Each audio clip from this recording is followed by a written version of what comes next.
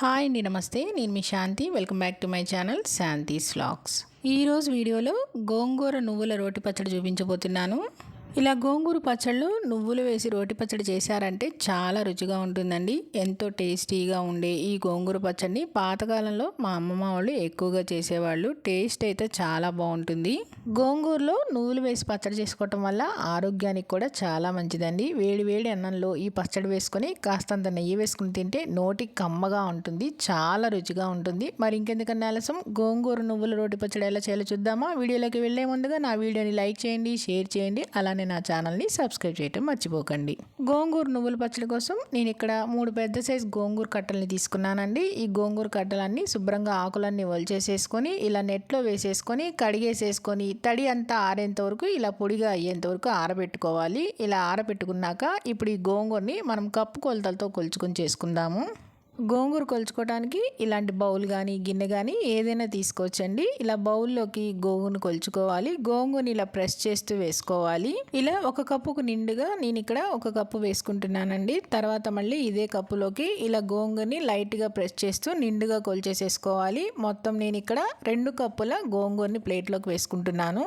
ఇప్పుడు మిగిలిన గోంగూరను కూడా ఈ కప్పులోకి వేసేసుకుంటే నాకు ఇక్కడ మొత్తం 2.5 కప్పుల గోంగూర అనేది వచ్చిందండి. ఇలా 2.5 కప్పులు కొలిచేసేసుకొని ఇప్పుడు ఈ గోంగూరని ప్లేట్లోకి వేసేసుకొని ఈ గోంగూరని పక్కన పెట్టేసేసుకోవాలి. వెయిట్లో వచ్చేసేసి 400 గ్రామ్స్ దాకా ఉంటుందండి. ఇలా 400 గ్రామ్స్ దాకా ఉన్న గోంగూరని ప్లేట్లోకి వేసేసుకున్నాక ఈ ప్లేట్ని పక్కన పెట్టేసేసుకోవాలి. ఇప్పుడు మనం పచ్చడిని ఎలా చేయాలో చూద్దాము. ఇప్పుడు స్టవ్ మీద ప్యాన్ పెట్టేసేసుకొని ప్యాన్లో ఇలా ఒక గరిటెతో నేను ఇక్కడ శనగ నూనె వేస్తున్నానండి. మీరు ఏ నూనె వాడుకోవచ్చు. ఇలా ఒక గరిటె శనగ నూనె వేసేసి 1 స్పూన్ మెంతులు, అలానే 1 స్పూన్ జీలకర్ర, అలానే 1 స్పూన్ ధనియాలు వేసుకోవాలి. ఈ 3 వేసేసుకున్నాక మంటని లో ఫ్లేమ్లో పెట్టేసేసుకుని మెంతులు ఎర్రగా కమ్మని వాసన వచ్చేంత వరకు వేయించుకోవాలి. అలానే ఈ 3 కూడా బాగా ఎర్రగా వేగేంత వరకు వేయించుకోవాలి. చూడండి, ఈ విధంగా 3 ఎర్రగా వేగేంత వరకు వేయించేసేసుకున్నాక వీటన్నిటిని ఒక ప్లేట్లోకి తీసేసుకోవాలి.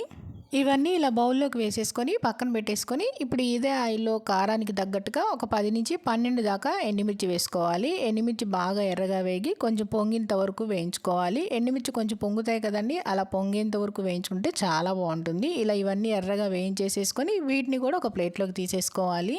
ఈ పచ్చడిని ఎండుమిర్చి పచ్చిమిర్చి వేసుకొని చేసుకుంటారు. ఇప్పుడు ఇదే ఆయిల్లో ఒక 7-8 దాకా పచ్చిమిర్చి వేసేసుకొని ఈ పచ్చిమిర్చిని కూడా వేయించేసేసుకోవాలి. పచ్చిమిర్చి మరీ ఎక్కువగా కాకుండా కొంచెం లైట్గా వేయించుకుంటే సరిపోతుంది. ఇవి ఇలా లైట్గా వేగిన తర్వాత ఈ పచ్చిమిర్చిని కూడా బౌల్లోకి వేసేసుకోవాలి. పచ్చిమిర్చిని ఇలా వేయించేసుకొని పక్కన పెట్టేసుకొని మళ్ళీ ఇదే ప్యాన్లో మరో 2 గరిటెల శనగ నూనె వేసుకోవాలి. గోంగూర పచ్చడికి కొంచెం నూనె అనేది ఎక్కువ పడుతుందండి. నూనె వేసుకుంటేనే పచ్చడి అనేది టేస్ట్ చాలా బాగుంటుంది. నూనె వేసేసుకున్నాక ఇప్పుడు ఇందులో మనం కొలిచి పెట్టుకున్న గోంగూర మొత్తం వేసేసుకోవాలి. గోంగూర అంతా వేసేసుకొని లో ఫ్లేమ్లో పెట్టేసేసుకొని ఇదంతా బాగా దగ్గరగా అయ్యి వేగేంత వరకు ఇలా కలుపుకుంటూ ఉండాలండి. గోంగూర అంతా ఇలా దగ్గరగా వేగి ఇందులో ఉన్న పచ్చిదనం అంతా పోయి ఆయిల్లో కొంచెం ఉడకాలి. మనం వేసుకున్న ఆయిల్లో గోంగూర అనేది ఉడికితే చాలా బాగుంటుంది. ఇలా గోంగూర అంతా వేగిన తర్వాత 1 నిమిషం అలా ఆయిల్లో ఉడకనివ్వాలి. ఆయిల్ అంతా చూడండి ఈ విధంగా సపరేట్ అయిన తర్వాత ఇప్పుడు ఇందులో 2 స్పూన్ల నువ్వులు వేసుకోవాలి. గోంగూర వేయించుకునేటప్పుడే నువ్వులు వేసి వేయించుకుంటే 2 కూడా సమానంగా వేగుతాయి. మీకు కావాలంటే నువ్వుల్ని ముందే వేసుకొని వేయించుకోవచ్చు. లేదంటే ఇలా గోంగూర వేగిన తర్వాత చివరిలో ఇలా 1 నిమిషం ముందే వేయించేసేసుకుంటే తొందరగా అయిపోతుంది. ఇప్పుడు నువ్వులు గోంగూర అంతా 1 నిమిషం ఇలా బాగా వేయించేసేసుకుంటే చూడండి ఈ 2 బాగా వేగినాయి కదా. ఇలా వేగిన తర్వాత స్టవ్ ఆఫ్ చేసేసి దీన్ని పక్కన పెట్టుకొని చల్లారనివ్వాలి. ఇప్పుడు ఒక మిక్సీ జార్ తీసుకొని అందులోకి మనం వేయించుకున్న ధనియాలు, జీలకర్ర, మెంతులు వేసేసుకోవాలి. అలానే ఇందులోనే మనం వేయించి పెట్టుకున్న ఎండుమిర్చిని కూడా వేసేసుకొని ఈ రెండింటిని మెత్తగా గ్రైండ్ చేసి తీసుకోవాలి. ఇలా మెత్తగా గ్రైండ్ చేసేసుకోవాలండి. ఇలా మెత్తగా గ్రైండ్ చేసేసుకున్నాక ఇప్పుడు ఇందులో మనం వేయించి పెట్టుకున్న పచ్చిమిర్చిని కూడా వేసేసుకోవాలి. పచ్చిమిర్చి వేసేసుకున్నాక ఇప్పుడు ఈ పచ్చిమిర్చిని కచ్చా పచ్చాగా మళ్ళీ గ్రైండ్ చేసి తీసుకోవాలి. మనం ముందే ఎండుమిర్చితో వేసుకొని గ్రైండ్ చేసుకుంటే మరీ పేస్ట్ అయిపోతుందండి. ఇలా కచ్చా పచ్చాగా మనం పచ్చిమిర్చి వేసుకుంటే టేస్ట్ బాగుంటుంది. పచ్చిమిర్చిని ఇలా కచ్చా పచ్చగా గ్రైండ్ చేసుకొని పక్కన పెట్టేసుకొని ఇప్పుడు వేరొక మిక్సీ జార్ తీసుకొని అందులోకి 2 పెద్ద సైజు ఉల్లిపాయలని కొంచెం పెద్ద సైజు ముక్కలుగానే కట్ చేసేసుకొని మిక్సీ జార్లోకి వేసుకోవాలి. అలానే ఇందులోనే మనం వేయించి చల్లారి పెట్టుకున్న గోంగూర నువ్వులను కూడా వేసేసుకోవాలి. ఉల్లిపాయ ముక్కలు అనేవి పెద్దవే వేసుకోవాలండి. మనం గ్రైండ్ చేసుకున్నాక మెత్తగా అవ్వకుండా కొంచెం కచ్చా పచ్చాగా ఉంటాయి కాబట్టి కొంచెం పెద్ద ముక్కలు వేసుకుంటే సరిపోతుంది. గోంగూర అంతా వేసేసుకున్నాక ఇందులో కొద్దిగా చింతపండు వేసుకోవాలి. చింతపండు వేసేసుకొని ఇప్పుడు ఇందులో మనం గ్రైండ్ చేసి పెట్టుకున్న పచ్చిమిర్చి, ఎండుమిర్చి, మెంతులు ఈ పేస్ట్ అంతా కూడా వేసేసుకోవాలి. ఇది కూడా మొత్తం కలిపి గ్రైండ్ చేసుకుంటే పేస్ట్ అయిపోతుందండి. అందుకని ఇలా వేరొక మిక్సీ జార్లో వేసుకొని గ్రైండ్ చేసుకుంటే కనుక కచ్చా పచ్చాగా బాగుంటుంది. ఇదంతా ఇలా మిక్సీ జార్లోకి వేసుకున్నాక ఇప్పుడు ఇందులో రుచికి సరిపడినంత ఉప్పు వేసేసుకోవాలి. అలానే పావు టీ స్పూన్ పసుపు కూడా వేసుకోవాలి. పసుపు వేసుకొని ఇప్పుడు ఒకసారి కింద నుంచి పైకి ఇవి మొత్తం బాగా కలిసేలా కలుపుకోవాలి. ఎందుకంటే మనం అడుగున ఉల్లిపాయలు వేసుకున్నాం కదండి, అవి కచ్చా పచ్చగా గ్రైండ్ అవుతాయి కాబట్టి కింద నుంచి పైకి ఒకసారి అన్నీ కలిపేసేసుకొని ఇప్పుడు దీన్ని కచ్చా పచ్చగానే గ్రైండ్ చేసుకోవాలి. పల్స్ మోడ్లో పెట్టి ఒక్కసారి తిప్పారంటే ఈ విధంగా కచ్చా పచ్చగా గ్రైండ్ అవుతుంది. మరి మెత్తగా కాకుండా ఈ విధంగా కచ్చా పచ్చగా ఉండేట్లుగా గ్రైండ్ చేసి తీసుకోవాలి. ఇప్పుడు ఈ పచ్చడికి మనం పోపు వేసుకుందాం. స్టవ్ ఆన్ చేసుకొని ప్యాన్ పెట్టుకుని ఇప్పుడు ప్యాన్లో 2 గరిటెల నూనె వేసుకోవాలి. ఆయిల్ వేసేసుకున్నాక ఇప్పుడు ఇందులో 2 స్పూన్ల ఆవాలు అలానే 1 స్పూన్ జీలకర్ర వేసుకోవాలి. జీలకర్ర వేసేసుకొని ఒక 3 ఎండుమిర్చిని కూడా ఇలా ముక్కలుగా కట్ వేసుకొని ఇప్పుడు ఈ పోపునంతటిని వేయించుకోవాలి. పోపులో మినపప్పు శనగపప్పు వేయనవసరం లేదండి.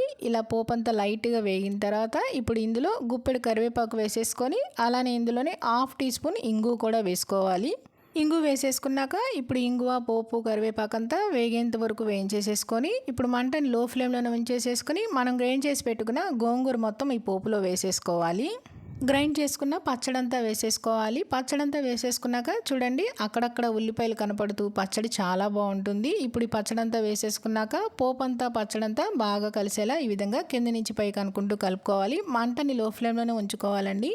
1 నిమిషం పాటు ఈ పోపంతా పచ్చడిలో కలిసేంత వరకు కలిపేసేసుకుంటే స్టవ్ ఆఫ్ చేసేసుకోవటమే. అంతేనండి, గోంగూర నువ్వుల రోటి పచ్చడి రెడీ అయిపోయింది. పచ్చడి చల్లారిన తర్వాత ఒక గాజు సీసాలో స్టోర్ చేసుకున్నారంటే ఎక్కువ రోజులు నిల్వ ఉంటుంది. చాలా బాగుంటుంది. ఎప్పుడైనా నోరు బాగాలేనప్పుడు పుల్లగా ఏమైనా తినాలనిపిస్తుంటే ఇలా కొత్తగా గోంగూర నువ్వుల పచ్చడి ట్రై చేయండి. ఇలా వేడి అన్నంలో నెయ్యి వేసుకుని తింటే నోటి కమ్మగా చాలా రుచిగా ఉంటుంది. అన్నం మొత్తం ఈ పచ్చడితోనే తినేస్తారు, అంత రుచిగా ఉంటుంది. ఇందులో మనం నువ్వులు వేసాం కాబట్టి కాల్షియం ఉంటుంది. అలానే గోంగూర ఐరన్ కాబట్టి ఆరోగ్యానికి కూడా చాలా మంచిది. మరి ఇంకెందుకన్నా ఆలస్యం, మీరు కూడా ఈ పచ్చడిని తప్పకుండా ట్రై చేయండి. ట్రై చేసి మీకు ఎలా వచ్చిందో కింద కామెంట్ రూపంలో తెలియజేయటం మర్చిపోకండి.